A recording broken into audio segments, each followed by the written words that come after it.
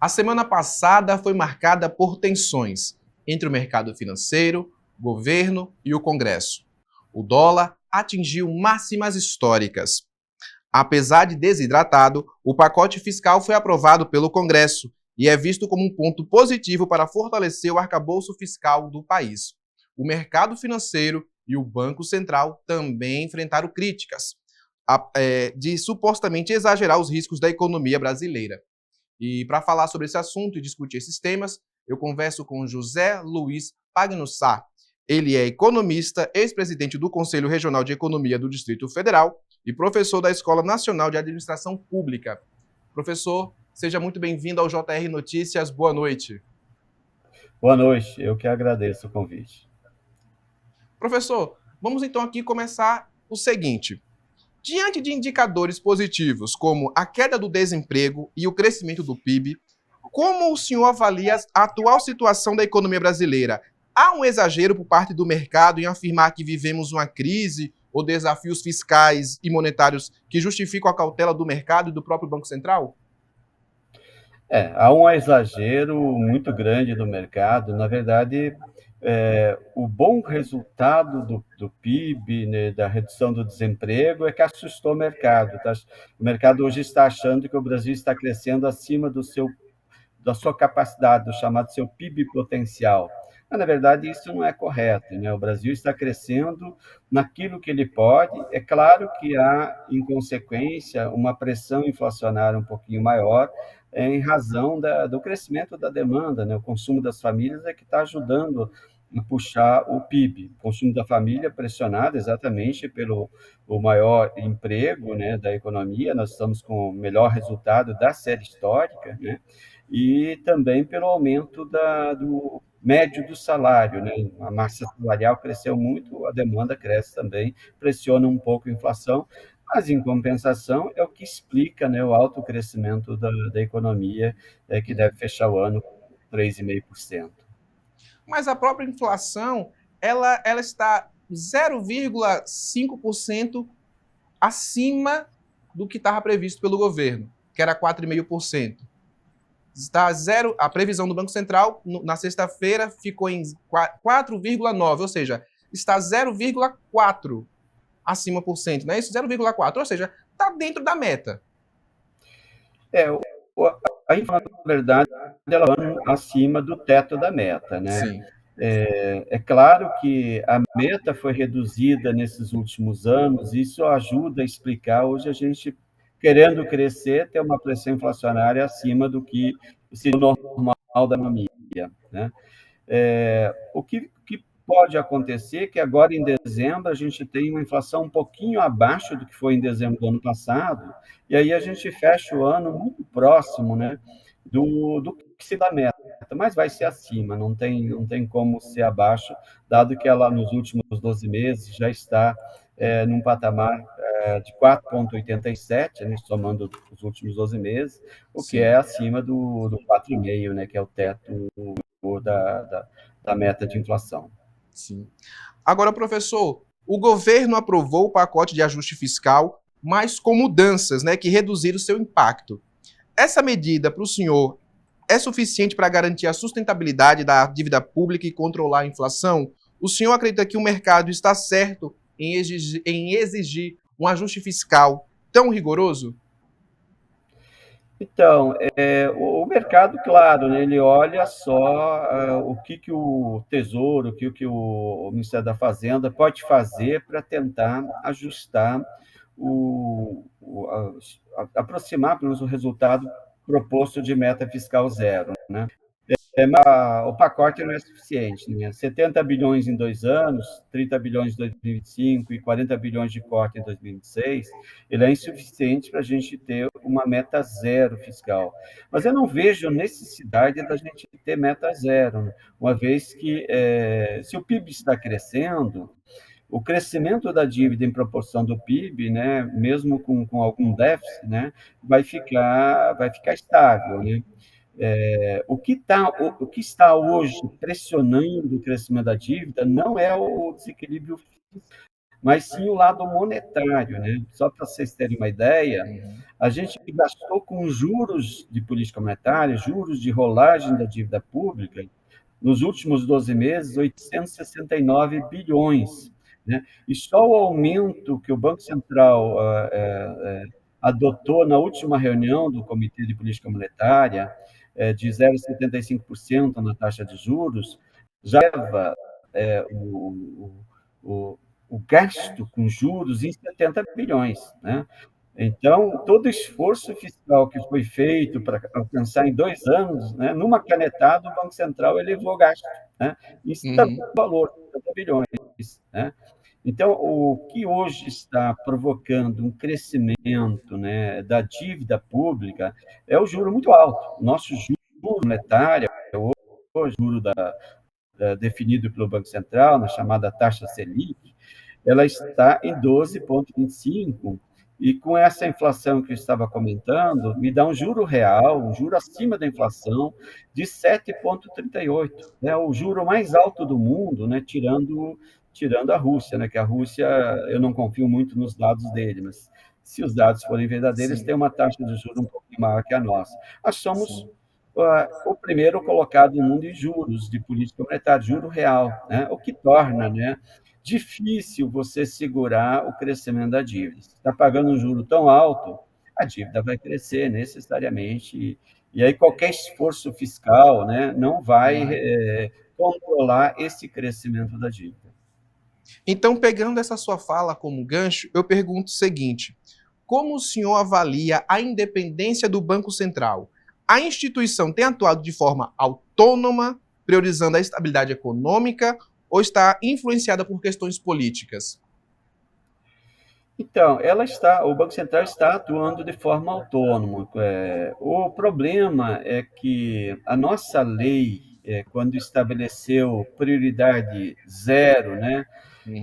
para segurar a inflação, e esqueceu do outro lado, né, da teoria, né, que você tem que conjugar inflação e crescimento.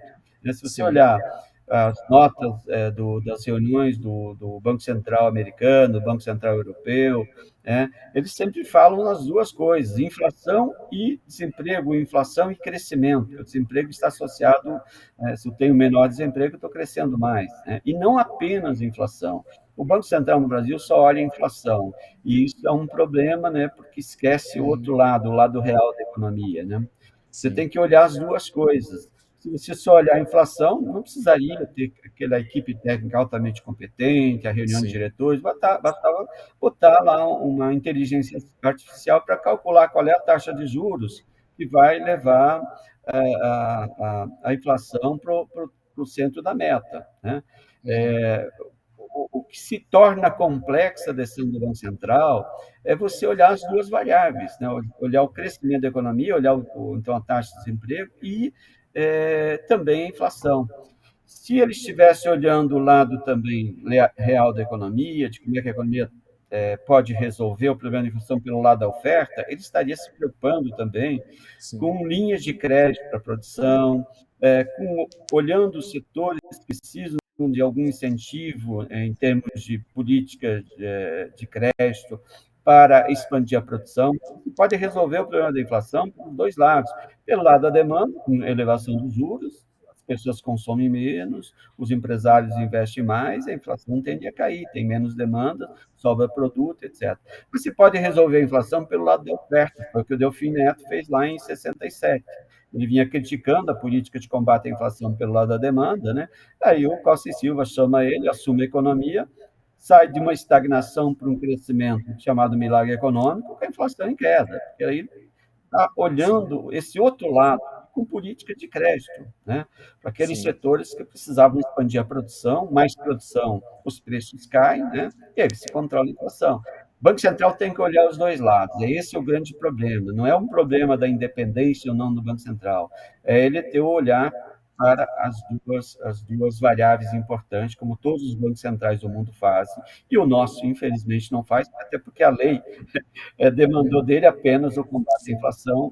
E se eu estivesse lá na presidência do Banco Central, talvez estivesse fazendo a mesma coisa. Por quê? sim, Porque eu tenho que cumprir a meta de imediato, né? Senão eu tenho que Sim, justificar para a sociedade, para o Congresso Nacional, porque eu não fui eficiente, vai ter que fazer aquela famosa carta, né, de justificação, vai sim, cumprir. Mas combater a inflação de forma sustentada, tem que olhar os dois lados, senão você sim. combate só no curto prazo, e aí não é uma boa decisão. Ou seja, é importante então mudar a lei. Que mudar a lei e também mudar a mentalidade daquele grupo de diretores do Banco Sim, Central que até hoje só pensa o lado da demanda e não o lado da combater a inflação. sim. Agora, professor, a recente alta do dólar, que foi também influenciada por informações falsas e pela expectativa de aumento de juros dos Estados Unidos, expôs aí a fragilidade do real diante de choques externos. Em sua análise, houve então ataque especulativo contra o real ou e a intervenção do Banco Central foi adequada e no momento certo ou houve demora do BC?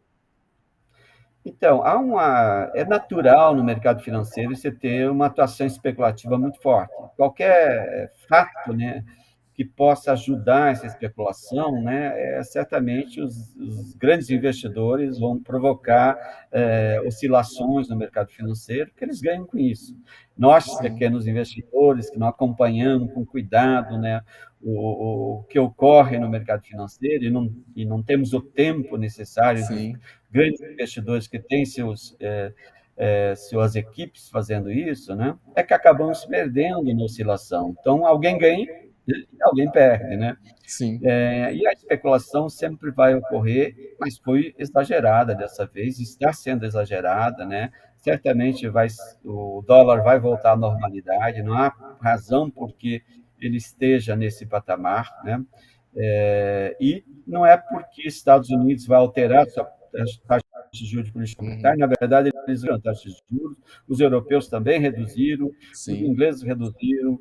É, Na minha tabela, eu acompanho mais de 50 países, né, atualizo diariamente as taxas de juros de política monetária, né, quase todos os países reduziram a sua taxa de juros, né, é porque uhum, suas inflações estão caminhando para o centro da meta, né?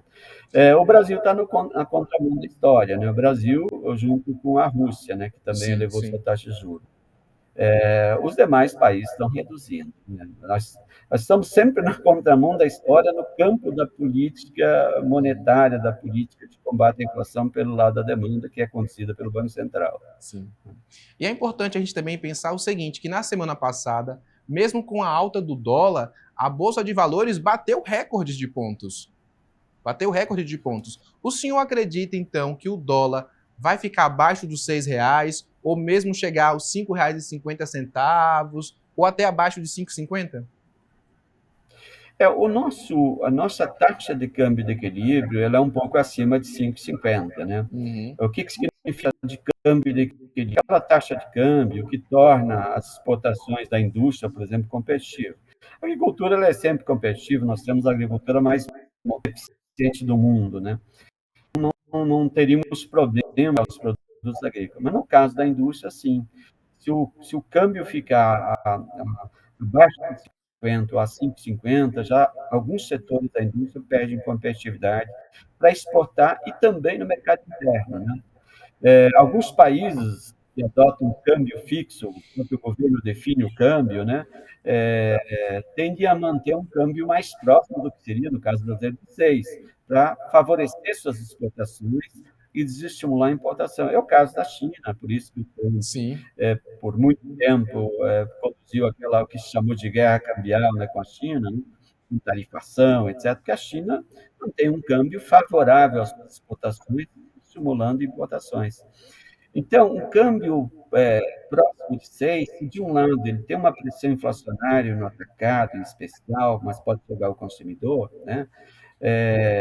De outro lado, ele estimula a exportação e reduz a importação, que vai favorecer a gente ter, no médio prazo, uma inflação mais baixa, né? Porque se a gente consegue, né, ter um volume de dólares maior, em termos de saldo comercial, em termos de reservas, né? Consequentemente, no médio prazo, o câmbio cai, né? E aí a inflação tende a cair, né? Mas no curto prazo tem esse impacto, esse efeito, né? Câmbio alto, os insumos importados ficam mais caros e acabam, esse custo acaba sendo repassado para os preços, né? Que é o que a gente está sentindo um pouco agora, né? Uma inflação um pouquinho mais alta do que deveria estar, né? Mas que não se sustenta no médio prazo, né? Eu Uhum. costumo falar, né, que em fevereiro nós vamos voltar para o centro pro intervalo, né, Sim, entre o mínimo e o teto da meta, né? Até porque a inflação de fevereiro deste ano, de 2025, ela foi muito alta, né? Então, quando nós conseguimos tirar do cálculo anual da inflação a de fevereiro desse ano, nós vamos ter, sim, uma inflação mais próxima é, do, do, do, é, do, do centro da meta, vamos sim, ficar um pouquinho abaixo do teto da meta, né? sim, Só para você ter uma ideia, a inflação de fevereiro deste ano ficou em torno de acima de 0,9%, né? O que sim. significa que quando chegarmos em fevereiro desse ano, né, de 2025, desculpa, nós vamos ter certamente uma inflação bem abaixo disso, e aí a gente volta para dentro do intervalo da meta. Essa Tere- inflação de dezembro, janeiro e fevereiro do ano passado, desculpa, dezembro do ano Deste ano. passado e janeiro e fevereiro desse ano, é que acabaram mantendo a Sim, nossa inflação durante o sim, ano muito alta, né? sim. Que tivemos 3 meses de inflação relativamente alta naquele período, dezembro de 2023, janeiro e fevereiro de 2024. Agora, professor, falando sobre a reforma tributária que foi aprovada no Congresso, quais são os impactos, quais são os impactos esperados para a economia? O senhor acredita que é suficiente para simplificar o sistema e atrair investimentos? Então, a nossa reforma tributária teve esse objetivo, né, de Uhum. simplificar um dos piores sistemas tributários do mundo, né? Exato. Alguns indicadores no chamado, daquela publicação do Banco Mundial sobre ambiente de negócios, né, mostram que nós temos a pior, né, o pior sistema tributário do mundo, né? O mais complexo, com o maior número de normas, né? Só para se ter uma ideia, no chamado indicador de fardo regulatório, né? Nós estamos no último lugar em 143 países. E a principal razão é o excesso de normas tributárias, né? No custo para pagar imposto, pega aí na tua região, né? Minha irmã mora nessa região, é empresária nessa região, só para manter o negócio dela, ela precisa ter um advogado tributarista, Sim, dois escritórios de contabilidade, porque senão não vai saber que imposto pagar. O Banco Mundial faz esse cálculo, coloca o Brasil em 193 países, na posição 187, né? O que gasta mais para saber que imposto pagar, né? Bom, a reforma procurou simplificar um pouco isso, né? Reduzir o sim. número de impostos, acabar em alguns casos, a bitributação. Tem um avanço importante, mas não é suficiente, né? Houve um Ela avanço não também na avança. isenção. Perdão, houve também um avanço relacionado à questão dos produtos que fazem parte da cesta básica. Exato, né? Ela melhorou um pouco nesse campo, né, de alguns produtos que são essenciais e que no mundo Uhum. inteiro a gente agora, então, também avançou um pouco nessa linha. Mas não avançou tanto exatamente nessa questão da Sim, justiça tributária, né? Aqueles setores que pagavam em excesso de imposto continuam pagando excesso de imposto, né? E aqueles que pagam um pouco e deveriam pagar mais continuam pagando menos, sim, né? Então, é um segundo passo da reforma, né? A gente fez alguns eventos lá no Conselho Federal de Economia, com o próprio secretário especial da reforma tributária, deputados tributaristas, conhecedores, estudiosos, antigos do assunto, e outros profissionais, e a gente chegou a concluir, realmente, falou essa outra perna da reforma, né? uhum, E que certamente, né, deve ser uma preocupação na sequência por parte do governo. Mas houve sim um avanço na chamada simplificação tributária, né, e que pode sim favorecer a ampliação dos investimentos produtivos no país, né, que já são elevados, né, na verdade é um fator a sim, mais, né, para atrair investimento produtivo. sim. O senhor acredita que a isenção para famílias, né, que recebem até R$ 5.000, né, a isenção de até R$ 5.000, o senhor acredita que também é um avanço para pensar o nosso sistema tributário?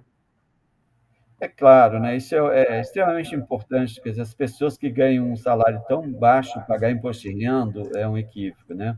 Eu estava na banca do Prêmio Internacional, que premiou um trabalho brilhante de um jornalista, doutor em economia, né? Sim. Em que ele olhou os microdados da Receita e chegou à conclusão de que quem ganha 300, 400, 500 mil reais por mês, né, vindos dos lucros de dividendos, das suas aplicações Uhum. financeiras, não paga imposto. Enquanto que alguém que ganha 5 salários mínimos paga imposto. É Paga. algo irracional. É a questão da justiça tributária. Quem Exatamente.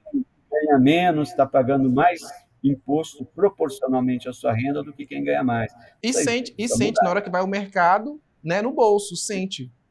A pessoa que ganha, Exato, né? a pessoa que ganha até 5 mil reais quando vai fazer a compra no mercado e a pessoa que ganha acima de 300 mil percebe que é diferente. A pessoa que ganha até Nossa, 300 mil reais não se dá conta da inflação, não se dá conta do valor do preço dos alimentos. Enquanto que a pessoa que ganha exato. até 5 mil reais sente. E não pagar imposto, né, é um negócio absurdo, né? Sim. Aliás, o Brasil e a Estônia são os únicos dois países que não cobram imposto, não cobravam imposto, né, Uhum. sobre lucros e dividendos, né?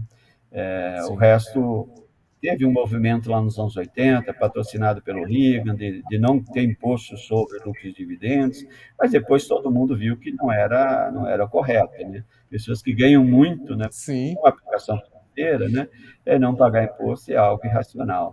Nós Enquanto que, também. no caso, é o extremo, né? O cara que ganha Sim. muito pouco pagando imposto. Exato.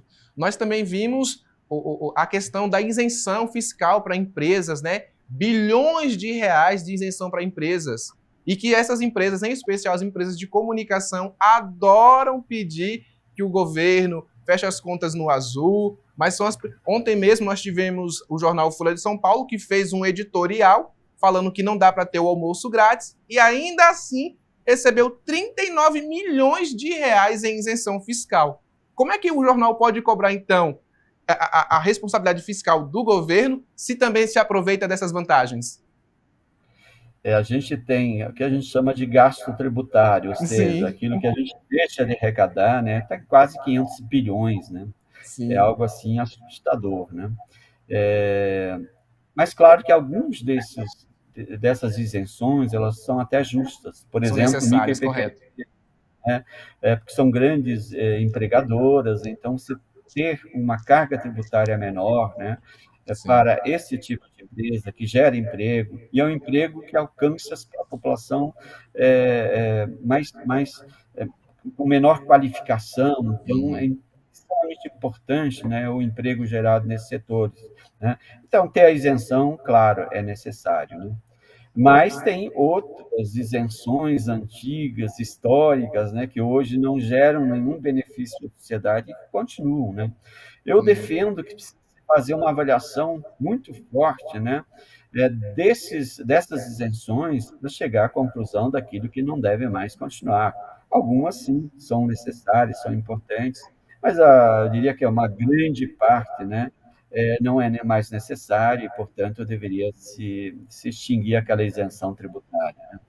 Uhum. A Receita tem esse cálculo, né? Quem quer conhecer pode entrar lá no site da Receita e ver, né, o Sim, tamanho, né, das isenções fiscais, é algo assim assustador. assustador mesmo, é assustador. Agora, professor, como a lei de 2021, que facilitou a remessa de capital ao exterior, afeta a estabilidade das reservas internacionais brasileiras? Então, né, essa flexibilização, né, do movimento de capitais e a possibilidade de empresas também atuarem no mercado de Uhum. capitais, ela, claro, né, favorece a especulação, né? Mas eu não vejo com grande problema, né? Na verdade, o Brasil hoje tem um volume de reservas entre os maiores do mundo, né? Foi o top 5, né, de volume de reserva. Então, o que precisa, que você até me perguntou e eu não respondi, é Sim, que o Banco Central utilize essas sim, reservas para fazer frente, né, a, sim, a- a esses movimentos especulativos, né? sim. Então, ele pode sim neutralizar usando as reservas, usando tanto a liberação física de dólares, né, para o mercado, quando está subindo muito, né, quanto se houver uma inversão, né, o câmbio estiver muito baixo, ele recolhe dólares. Né. O problema é que o Banco Central só atua no mercado futuro, quase só no mercado futuro de dólar. Né. E aí, às vezes, ele até perde dinheiro, né, nesse movimento, quando poderia estar, obviamente, neutralizando o ganho dos especuladores, né, e o próprio Banco Central ganhando em cima disso. Né. Já aconteceu isso, né, na Rússia no passado, né, com os grandes investidores, o George Soros, né, que tentou Uhum, fazer uma da vez a Rússia, né, no final o sim, governo russo entrou forte, né, e ele perdeu sim, dinheiro lá. sim.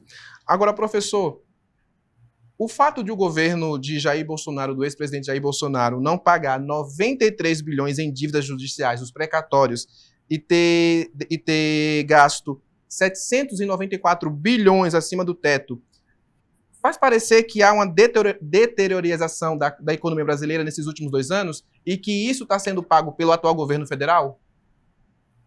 Em termos de conseguir o equilíbrio fiscal, a meta zero, né, do nosso Uhum, ministro da Fazenda, né, isso realmente prejudicou bastante. Né.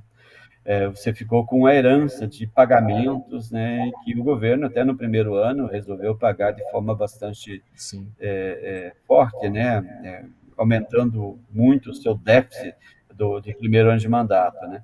Mas, na verdade, o mercado ele já incorpora essas variáveis. Né. Não, eu não acho que ele gere um adicional de problemas para o governo em si. Agora, o sim, número fica ruim, né? Do ponto de vista político, sim, né? Um prejuízo sim, grande, né, para o governo atual, né? sim. Dizer, ó, estou tendo um déficit. Ah, não, foi o governo Sim, por causa passado do que governo deixou. anterior, sim, É bem complicado, né? Claro que o sim, déficit que o governo Bolsonaro teve no período da pandemia, né, é um déficit justificável, né, uma vez que havia necessidade, né, sim, de compras de medicamentos, né, e a própria exato. arrecadação do governo tinha caído bastante. Né.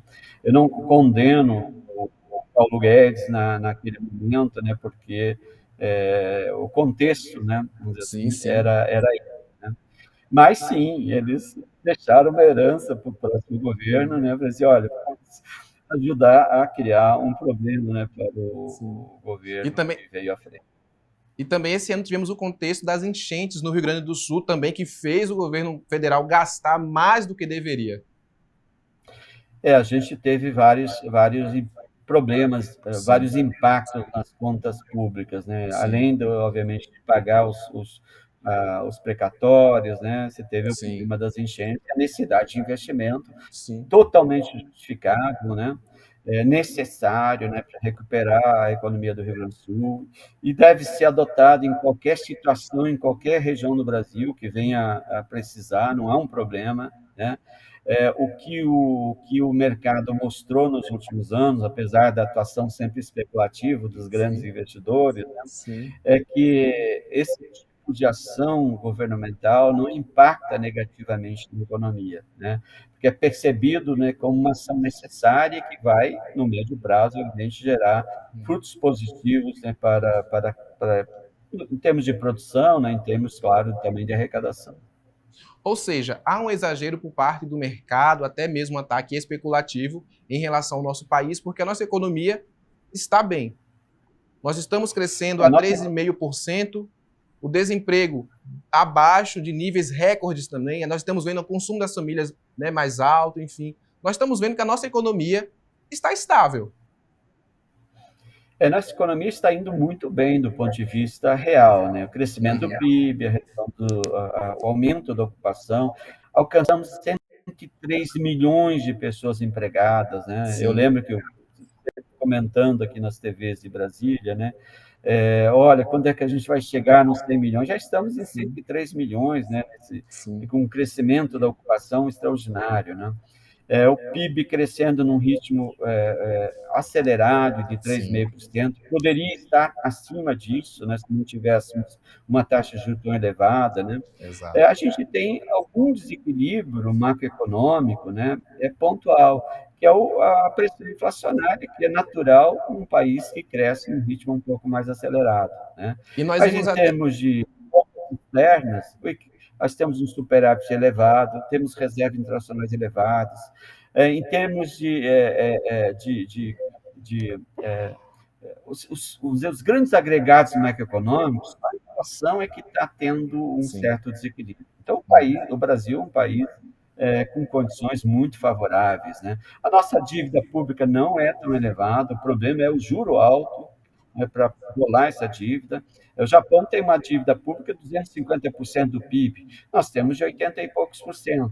Só que eles gastam com juro quase nada, porque o juro de política monetária deles, apesar de eles terem aumentado agora, né, está em 0, alguma coisa, né, 0,38%. Né? É um juro muito baixo. Né? Então, o que provoca, o que complica a nossa dívida é o juro alto, né? O custo dela, né? Ter Sim. que pagar o juro mais alto do mundo, e aí realmente fica difícil. O senhor acredita que com o próximo presidente do BC os juros vão diminuir? Eu acho que não, né? Ele pelo menos não tem demonstrado Uhum. essa intenção, né? Sim. Eu acho que ele está mais ou menos alinhado com aquele grupo que está lá, né? O governo Lula acho que se equivocou um pouco na hora de Sim. escolher, né, o novo presidente do Banco Central. Ele queria, assim, tirar o freio da economia, reduzir um pouco os juros, né? Poderia ter escolhido um economista desenvolvimentista, né? Um economista que olhasse os dois lados, então o lado da oferta e da demanda que eu falei, né? Vamos aumentar a produção para acomodar a inflação também para o lado da produção. Não é exatamente o perfil dos atuais diretores do Banco Central e nem do futuro presidente, né? Ele é um Sim. economista consciente, um economista bem preparado, né?